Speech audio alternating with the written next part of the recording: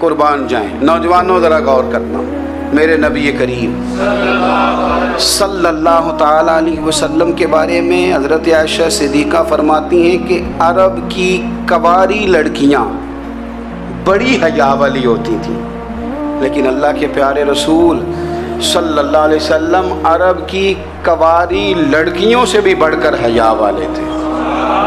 یہ ہمارے بچے مذاق میں ہمیں کئی دفعہ کہتے ہیں شادی کرا دو، شوگل میں کہہ دیتے، ابا کو کہہ دیتے ہیں، ابا کو نہیں منہ پہ آگے کہہ دیتے ہیں، کہتے ہیں یہ بڑا بھائی مصیبت بن گیا، یہ ہٹے گا تمہاری باری آئے گی۔ آپ کچھ ایسی باتیں کر رہے ہیں، کچھ ایسے انداز آپ اختیار کر رہے ہیں جو وزادار لوگ کرتے نہیں۔ شرم و حیا سے وہ چیزیں ٹھل جاتی ہیں، جو باتیں ہمارے بچوں کی زبانوں پر بے باکی کے ساتھ آنے لگی ہیں۔ یہ جو ہمارے لڑکے بن سنور کے نکلتے ہیں، یہ جو میک اپ کا خرچہ لڑکیوں کے برابر لڑکوں کا ہوتا جا رہا ہے، یہ جو لڑکے بھی رات کو چہرے پر کریم لگا کر کے سوتے ہیں، یہ بتا سکتے ہیں کہ مقاصد کیا ہے؟ بتا سکتے ہیں؟ یعنی بچے بھی بغیر شیمپو کے بال نہیں دھوتے، مثلا کیا کرنا ہے آپ نے اس کا؟ بڑی بڑی قیمتی چیزیں جو ہیں وہ آپ نے رکھی ہوئی ہیں، مقصد کیا ہے؟ یہ جو ہمارے بچے بن سنور کے نکل رہے ہیں تو کیا دعوت دے رہے ہیں سوسائٹی کو؟ شارٹ نکڑے پہن کے جو نکلے ہوئے ہیں، اوریاں لباس پہن کے نکلے ہوئے ہیں۔ اقبال نے کہا تھا دیار مشرق حوث میں غلطاں، شباب اوریاں شراب عیسیاں، جسے بھی دیکھو غری کے عیسیاں، ہم ایسی تہذیب کیا کریں گے؟ شباب اوریاں، تم نے اپنی جوانی ننگی کر ڈالی ہے ساری معاذ اللہ۔ کن مقاصد کے لیے؟ میں وہ اعداد و شمار بتا نہیں سکتا۔ ہمارے ہاں گند سستا ہو گیا ہے، لوگوں نے گناہ تک پہنچنا آسان بنا دیا ہے۔ آپ دیکھ لیں گندگی دروازے پہ اور گند موبائل میں، کیسے بچائیں ان بچوں کو؟ کیا کریں؟ کلیجے پھٹتے، کبھی باتیں سوچتے ہیں تو سوچتے ہیں آنے والی نسل کو کہاں لے جائیں، کہاں چھپائیں، کیا ایسا کریں کہ یہ بچ جائیں۔ خدا را قربان جائیں حضرت عثمان غنی پر۔ مصنف ابن ابی شیبہ میں صحابہ فرماتے ہیں حضرت عثمان غنی نا بڑے مالدار تھے۔ مال آتا ہے تو لوگ عیاش نہیں ہو جاتے، مال آتا ہے تو لوگوں کی خواہشات بہت بڑھ نہیں جاتی۔ بڑے مالدار تھے، مالدار بھی تھے اور سونے بھی بڑے تھے۔ حضرت اسامہ بن زید کہتے ہیں میں نے زندگی میں اتنا سونا بندہ نہیں دیکھا جتنے حضرت عثمان غنی خوبصورت تھے، پیسہ بھی حسن بھی، لیکن فرماتے ہیں کہ حضرت عثمان غنی سب سے بڑھ کر اپنی شرمگاہ کی حفاظت کرنے والے اور سب سے بڑھ کر صلہ رحمی کرنے والے، رشتہ داروں سے اچھا سلوک کرنے والے، حیا والے، شرم والے، پاکیزگی والے۔ آپ کا ذہن ہے، آپ صبح اٹھتے ہی ذہن بنا لیں کہ میں نے آج اتنا سبق پڑھنا ہے، آج اتنی تفسیر دیکھنی ہے، اتنی عبادت کرنی ہے، فلانی نعت میں نے دیکھنی ہے، فلاں خیر کا کام کرنا ہے، فلاں آدمی کے ساتھ نیکی کرنی ہے۔ صبح ذہن بنا لیں، آپ کا ذہن وہی کام کرنے لگے گا۔ لیکن اگر صبح اٹھتے ہی ذہن میں گندگی ہے، رات کو سوتے ہی معاذ اللہ ذہن میں وسوسے ہیں، تو پھر سارا دن وہی چکی چلے گی، وہی انداز رہے گا۔ تھوڑا سا آپ کو اس کی نگرانی کرنی ہے، تھوڑا سا۔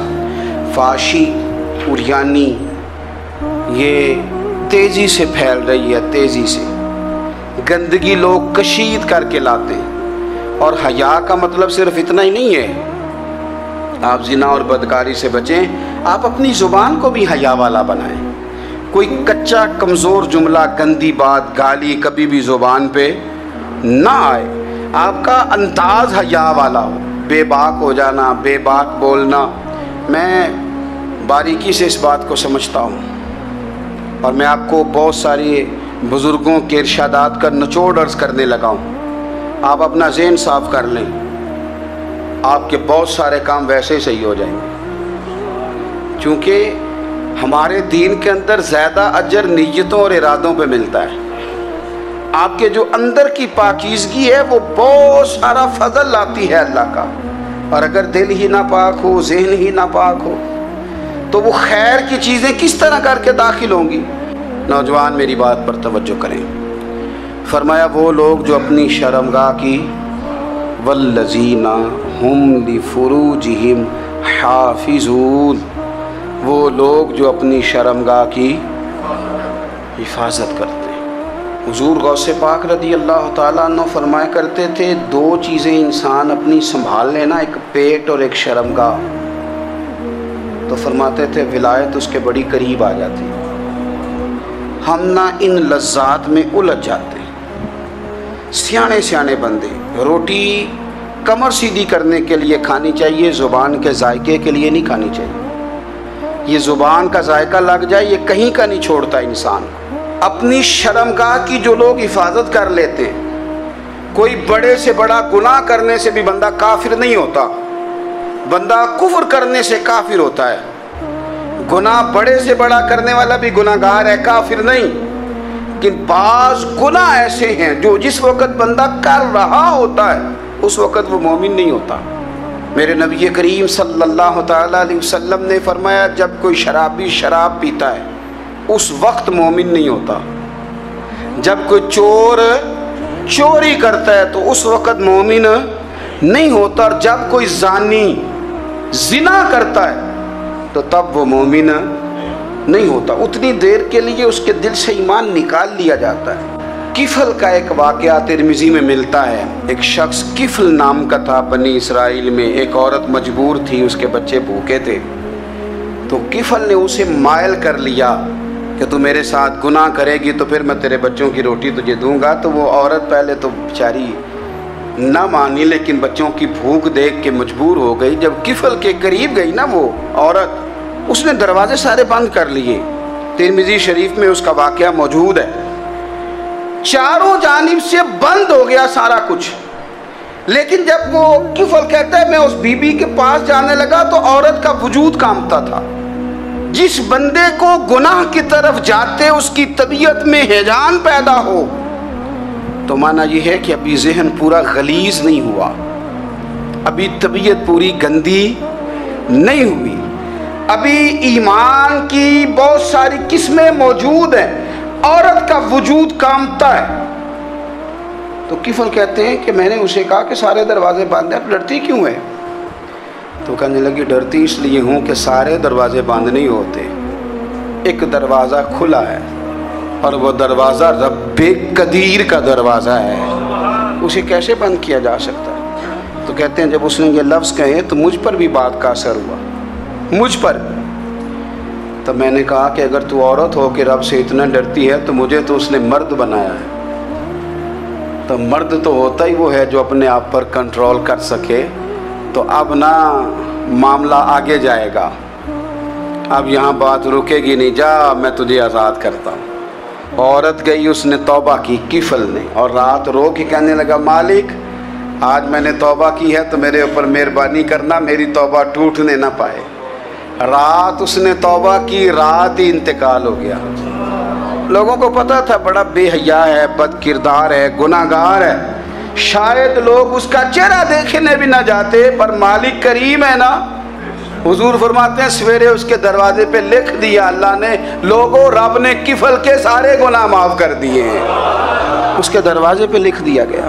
جب آپ اپنی حفاظت کرنا چاہتے ہیں تو اللہ پھر اسباب بھی پیدا کر دیتا ہے۔ اپنی شرمگاہ کی، اپنی نظر کی آپ خوب حفاظت کریں۔ اور میں آپ کو ایک بات عرض کروں، ایک بندے کے باحیا ہو جانے سے نا، ایک بندے کے ٹھیک ہو جانے سے اس کے دائیں بائیں بے شمار لوگ ٹھیک ہو جاتے ہیں۔ نہ چاہتے ہوئے بھی آپ کی نیکی کا اثر آپ کے دوستوں پہ پڑتا ہے، نہ چاہتے ہوئے۔ اور ایک بندے کے بگڑ جانے سے اس کے دائیں بائیں بہت سارے لوگ بگڑ جاتے ہیں، بہت سارے لوگ بگڑ جاتے ہیں۔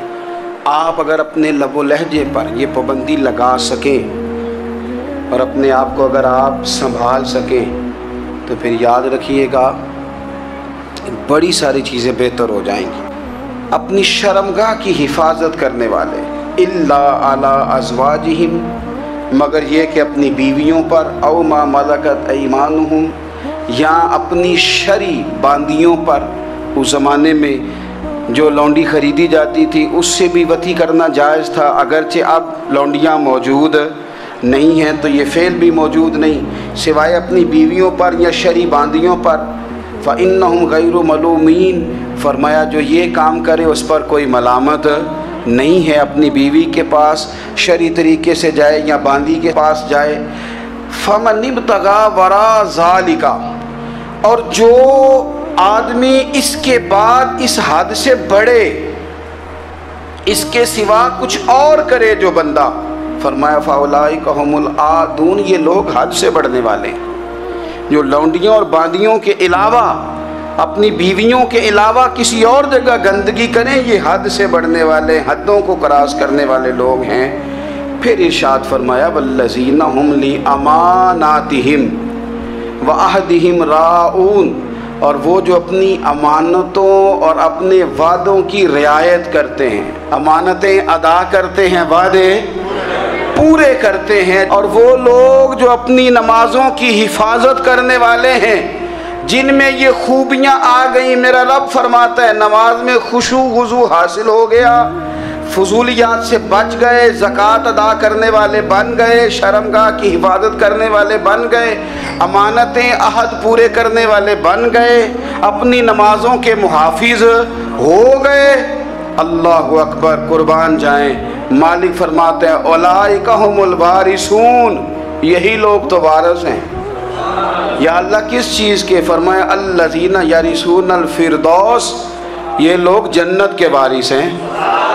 ये जन्नत के वारिस हैं ये लोग। हुम फीहा खालिदून, और फिरदौस से, जन्नत से निकाले नहीं जाएंगे, हमेशा ही जन्नत में रहेंगे। ये आयात अल्लाह का मुतालबा भी है। ये आयात सहाबा, अहले बैत, औलिया अल्लाह, उन तमाम की सीरत का अक्स भी है। और सबसे बढ़कर सैयदा आयशा सिद्दीक़ा फरमाती हैं यही तो आयात हैं जिन्हें अच्छी तरह समझ लोगे तो तुम्हें मदीने वाले के अखलाक भी समझ में आ जाएगा, हुजूर के अखलाक भी तुम्हें समझ में आए। बड़े गौर के साथ सूरह मोमिनून की इन इब्तिदाई आयात पर गौर करना चाहिए। रब फरमाता है कद अफ़लहल मोमिनून, तहकीक मोमिन कामयाब हो गए। कौन से मोमिन? अल्लज़ीना हुम फ़ी सलातिहिम खाशिऊन, वो जो अपनी नमाज़ों में गिड़गिड़ाने वाले हैं, खुशू के साथ, आजिज़ी के साथ, इनकिसारी के साथ, ज़ौक़ के साथ नमाज पढ़ने वाले हैं। देखिए कुरान ने ये नहीं कहा शुरू में कि वो लोग अपनी नमाज पाबंदी से पढ़ते हैं, बल्कि फरमाया वो नमाज़ों में आजिज़ी करते हैं, वो नमाज में खुशू करते हैं, वुज़ू करते हैं। नमाज हम भी पढ़ते हैं। ढेर सारे लोग हैं जिनका ये मुतालबा है कि मेरा नमाज में दिल ही नहीं लगता। पहली बात तो ये है कि दिल ना भी लगे तो नमाज फिर भी पढ़नी है। और दूसरी बात ये कि दिल लगाने को भी तो कुछ इंसान के पास चीज़ें होनी चाहिए ना, कोई ज़रूरियात होती हैं। सबसे पहली बात ये कि मसला नमाज का नहीं, मसला अहमियत का है। आपने अल्लाह तबारक व तआला की ज़ात की, रब करीम के जलालत की जितनी ज़्यादा अहमियत अपने दिल में महसूस कर ली, उतना ही नमाज की तरफ तवज्जो आपकी बढ़ जाएगी। आप सादी सी मिसाल है, गौर कर लें। जितना आप अपने उस्ताद को प्रोटोकॉल देते हैं, जितनी इज्जत करते हैं, उतना ही वक्त पे आप उनके पास पहुंच भी जाते हैं। अगर आपके दिल में अहमियत नहीं है तो आप टाल देंगे। और जिस उस्ताद की अहमियत है उसके फ़ोन की घंटी बजते ही फ़ोन भी उठाया जाएगा, और बात पूरी मुकम्मल भी नहीं होगी तो कहा जाएगा जैसे आप कहेंगे। और जो वक्त वो देंगे उनसे 10 मिनट पहले पहुंचने की कोशिश भी की जाएगी। बस समझ लें दिल लगने ना लगने का मसला नहीं, अहमियत का मसला है। आप जितनी अपने मालिक की बारगाह की अहमियत समझ लेंगे, उतना ही वक्त पे मस्जिद आएंगे, उतना ही शौक़ से नमाज पढ़ेंगे। दूसरी बात, नमाज के तर्जुमे पे गौर करें। आप यकीन करें अगर नमाज का तर्जुमा हमें आ जाए ना तो हमें तो यूँ लगे कि हम तो अपने मालिक की बारगाह में अर्ज़ो मारूज़ करने हाजिर हुए। ये सूरह फातिहा ही देख लें आप। हुजूर फरमाते हैं, रब फरमाता है सूरत फातिहा आधी मेरी है आधी मेरे बंदे की है। जब उसने कहा अल्हम्दुलिल्लाह रब्बिल आलमीन अर्रहमानिर रहीम मालिकी यौमिद्दीन इय्याका नअबुदु व इय्याका नस्तईन, जब यहाँ तक वो लफ्ज़ कहता है तो ये हिस्सा मेरा था। उसने अपने रब की तारीफ़ की। और जब कहा ना उसने इहदिनस सिरातल मुस्तकीम, اب بندے نے التجائیں شروع کر دی. اس نے کہا کہ مالک بھی تو ہے، رحمان بھی تو ہے، رحیم بھی تو ہے، عبادت بھی تیری کرتے ہیں تو مدد بھی تو تجھی سے مانگنی ہے نا. اب مہربانی فرمانا اہدنا الصراط المستقیم، ہمیں سیدھا راستہ دکھا دے. صراط الذین انعمت علیہم، ان لوگوں کا راستہ دکھانا جن پر تو نے انعام کیا ہے. غیر المغضوب علیہم ولا الضالین، ان کے راستے پہ نہ چلانا جن پر تیرا غضب ہوا، جو گمراہ ہو گئے ان کے راستے. تو نماز میں جب ترجمے پر آپ کا غور ہوتا ہے تو آپ کا تو دل خود بخود لگ جاتا ہے، شوق بڑھ جاتا ہے آپ کا. تو اتنی چیزیں ہم زندگی میں یاد کرتے ہیں، تو اگر ترجمہ بھی نماز کا یاد کر لیں اور پھر شوق سے پڑھیں تو آپ یقین کریں طبیعت کھینچی چلی آئے گی. ہمارے یہاں کچھ لوگ نماز پڑھتے ہیں پر بڑی لاپرواہی سے پڑھتے ہیں، کبھی ادھر دیکھتے ہیں، کبھی ادھر دیکھتے ہیں، کبھی بال سہلاتے ہیں. وہ میں نے دیکھا ہے سجدے جا رہے ہیں تو سیانے سیانے بندے کبھی کپڑے کو چھیڑ رہے ہیں، کبھی جگہ کو چھیڑ رہے ہیں. میرے نبی کریم صلی اللہ تعالیٰ علیہ وسلم نے فرمایا ان لوگوں کا کیا حال ہے جو اپنی نماز میں نظریں آسمان کی طرف اٹھاتے ہیں. رکوع سے اٹھے تو اوپر دیکھنا شروع کر دیا، کیا حال ہے ان کا. اور پھر حضور نے ایک موقع پر تو سختی فرمائی، فرمایا جو نماز پڑھتے اپنی نظریں آسمان کی طرف اٹھاتا ہے وہ باز آ جائے، ورنہ ایسا نہ ہو کہ رب اس کی آنکھیں ہی چھین لے. وہ باز آ جائے اس کام سے. خشوع کے ساتھ نماز پڑھے، عاجزی کے ساتھ نماز پڑھے، اس کا دل لگا ہوا ہو نماز کے اندر. میرے نبی پاک صلی اللہ تعالیٰ علیہ وآلہ وسلم کے غلام حضرت انس بن مالک رضی اللہ تعالیٰ عنہ فرماتے ہیں کہ رسول پاک صلی اللہ علیہ وسلم نے مجھ سے فرمایا تھا کہ بیٹے نماز میں ادھر ادھر دیکھنے سے بچو، کیونکہ فرمایا نماز میں ادھر ادھر توجہ کرنا یہ بندے کو ہلاک کر دیتا ہے.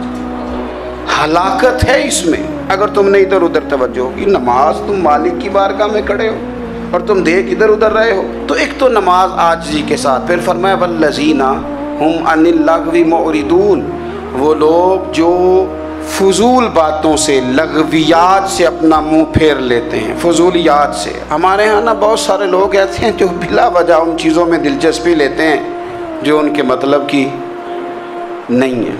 ان کے مطلب کی آپ کسی سے ملنے کہتے ہیں کیا حال ہے، ٹھیک ہے جی. بچوں کا کیا حال ہے، ٹھیک ہے. بچے کتنے ہیں؟ تو بھئی آپ کو جب پتہ ہی نہیں تھا کتنے ہیں تو حال کیوں پوچھا آپ نے؟